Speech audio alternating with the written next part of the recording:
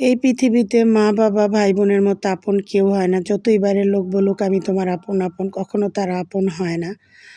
তো আমার ছোট ভাই হঠাৎ করে ফোন দিয়ে বলতেছে, "আজকে আপনাদের বাসায় আসবো, সবাই আমরা আসবো।"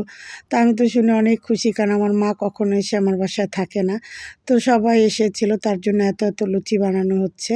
আর আসার সময় আমার সব পছন্দের খাবার নিয়ে এসেছিল, ফল থেকে শুরু করে আমি যা পছন্দ করি। আমার মা এমনিতেও আমার জন্য আমাকে অনেক বেশি আদর করে, কারণ হচ্ছে আমি বড় সন্তান। তো মাশাআল্লাহ লুচিগুলো অনেক ফুলতেছিল, আর আমার ছোট ভাই আমার হাতের এই মটরশুঁটি লুচি আর সবজি খুব পছন্দ করে। তো এর জন্যই এত লুচি বানানো হচ্ছে, আর লুচিগুলো বেলে দিচ্ছিল আমার ছোট ভাইয়ের বউ, মানে ভাইদের মধ্যে বড়, ওর বউ বেলে দিচ্ছিল। তো আমি নাস্তাটা বানিয়ে আগে মাকে দিচ্ছিলাম, "মা তুমি খেয়ে নাও।" আমার মা বলতেছে, "এতগুলো তো আমি খাবো না, একটা খাবো।" এমনিতেও উনি খুব কম খাবার খায়। তো সবাই ভালো থাকবেন, সুস্থ থাকবেন। Thank you for watching.